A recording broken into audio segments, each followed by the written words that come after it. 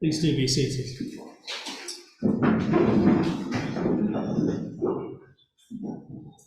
Well, I mentioned earlier we're talking about two themes in our service today, harvest and, of course, the Queen's passing.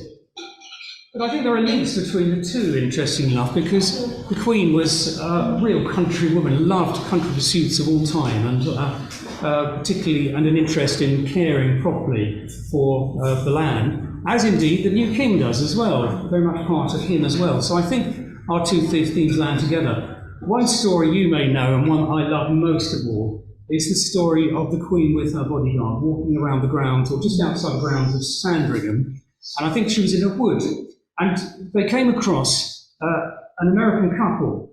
And the American couple were really pleased to see a couple of English people and say, "Gee, have you ever met the Queen?" And the Queen is quick as a flash, very quick-witted. She looks at her bodyguard and she says, "No, I haven't, but he has." And I just think that encapsulates the Queen's wonderful English sense of humour. Anyway, we're thinking of harvest this morning, that's our theme.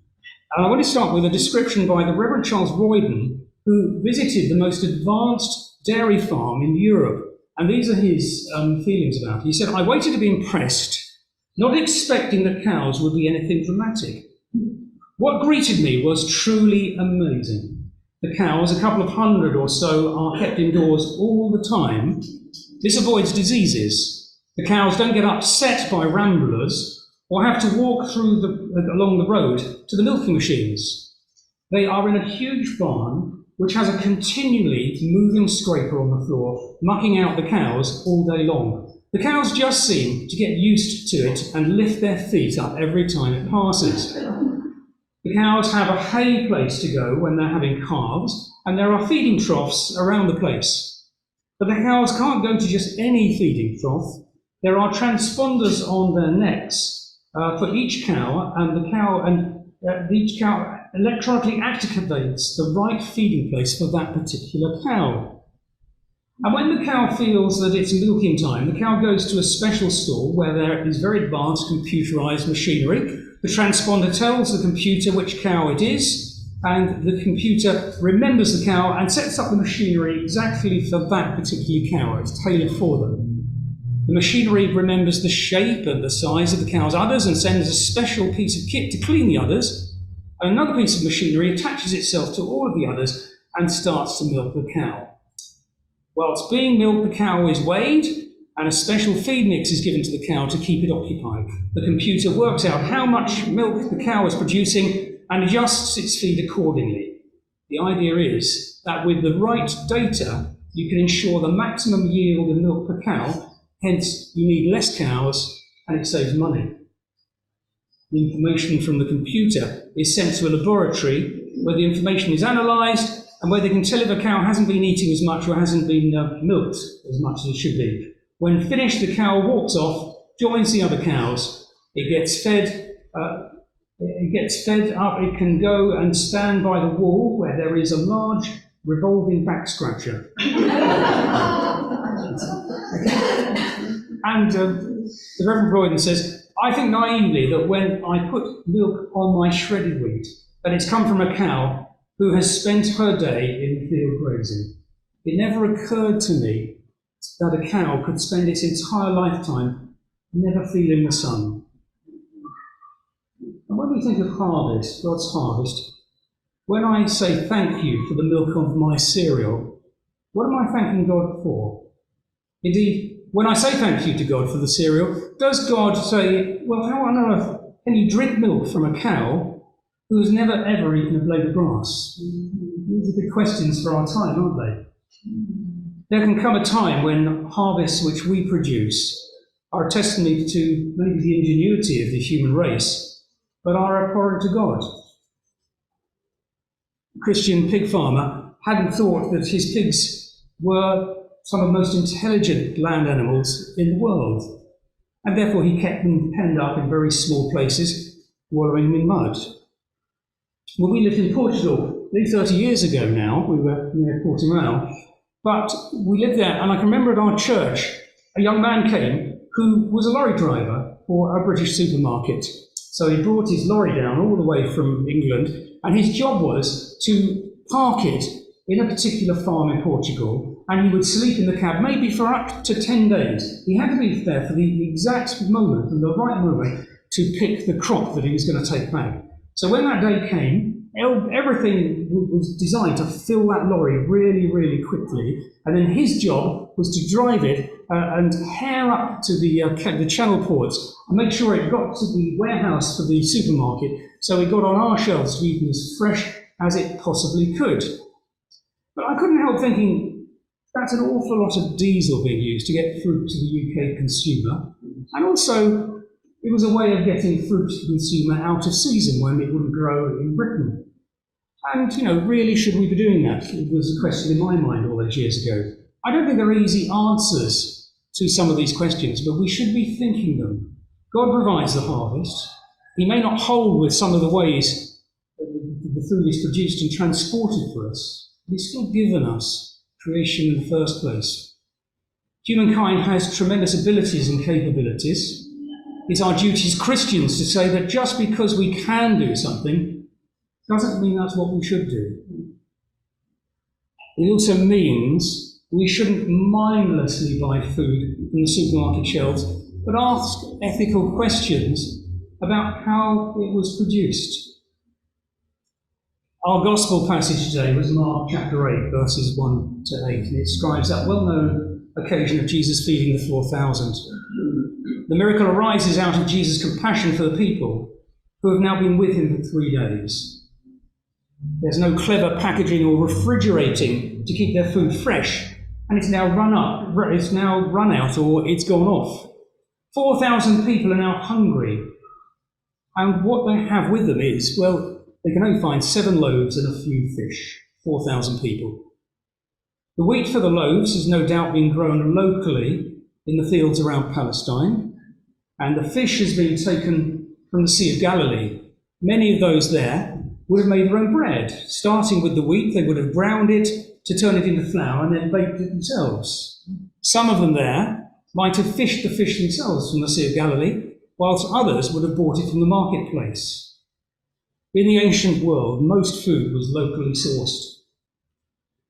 Jesus simply gave thanks for what little food there was, and then told the disciples to distribute it. And of course, we know what the result was. 4,000 people, and afterwards there were 7 basketfuls of broken pieces left over. When we go to the Old Testament, we can also find ethical rules or laws for living and what to do with the harvest. Here's a couple of examples. Leviticus 19, 9 to 10 is thinking of the plight of the poor in their society. When you reap the harvest of your land, do not reap on the very edges of your field or gather the gleanings of your harvest. Do not go over your vineyard a second time or pick up the grapes that have fallen. Leave them for the alien and the poor. Sort of early social services, and if you might remember in the book of Ruth, Ruth benefited from that rule. Food was left for her when she was very poor. Also, there are laws to prevent over-farming. Leviticus 19 again, but 23 to 25. When you enter the land and plant any kind of fruit tree, regard its fruit as forbidden. For 3 years you are to consider it forbidden. It must not be eaten. In the 4th year, all its fruit will be holy, an offering of praise to the Lord. But in the 5th year, you may eat its fruit. In this way, your harvest will be increased. Not over-farming is what that rule is about. Jesus wants us to eat and to have the necessities of life. But on this day that we celebrate Harvest Sunday, it's perhaps good to think responsibly about what we do eat and where it comes from and how people and animals are treated in the process. And also, we need to think increasingly about the damage it does to our environment. For example, Nikki and I love avocados, but we think about them a little bit more these days because it takes a great deal of water to produce one avocado. That is 70 litres of water, 70. It only takes 12 litres of water to produce a tomato. Not only that, most of our avocados in the UK are transported direct from Kenya. Well, that's an awful lot of transport coming our way to come to our kitchen all the way from Kenya. But there are also other issues. We could stop eating avocados, but also I don't want Kenyan farmers to suddenly lose their livelihoods. So the whole thing's interconnected. I rather like fair trade. I don't know, you may look at the fair trade label. I wonder if you know quite what it stands for. But it homes in very much on a fair deal for those who produce the food. Here are some of its principles. Create opportunities for economically disadvantaged producers. Transparency and accountability. Fair trading practices. Payment of a fair price. Ensuring no child labour or forced labour. Commitment to non-discrimination, gender equality, freedom of association, and ensuring good working practices. So if you do buy a fair trade product, it should mean that a decent wage has been given to those who have produced it. Also, you may be aware that our new king has set up the organic food company, Duchy Originals. He did that in 1990, and it's part of his questioning of modern farming standards, something he thinks about a great deal too. There is also the issue of the effect that the growing of our food has on the environment. On a Songs of Praise just a couple of months ago on the BBC, there was a piece about a young Christian couple, Pip and Will Campbell-Claus, who have created a company called Jubilee Food Hub. It's a delivery service of food coming from local farms to people's homes in Bristol. And Pip and Will believe that it's important we understand where our food comes from, and that the food we eat should be a blessing from God, which nurtures his creation, and doesn't damage it. And the couple often hold meals with their friends in the evening where they talk about the food that they're eating. They talk about where it's come from and how it's been produced. And as Pip says, she sums it up by saying, food is a gift from God, and the way we experience his grace.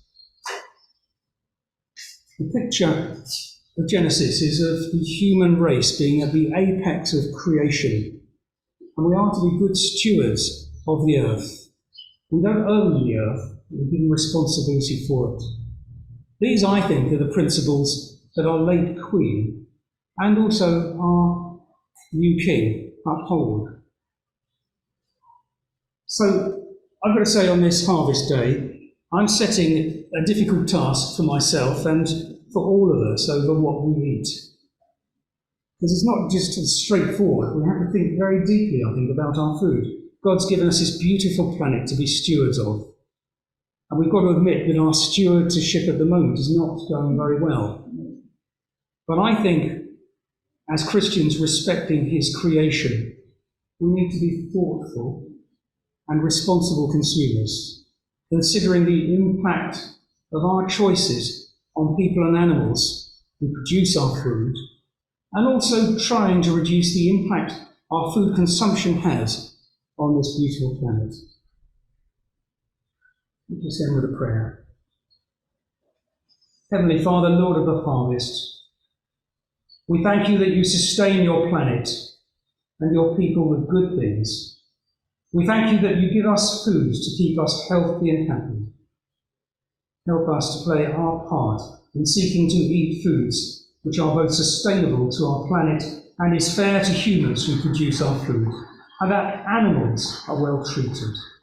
In Jesus' name, Amen.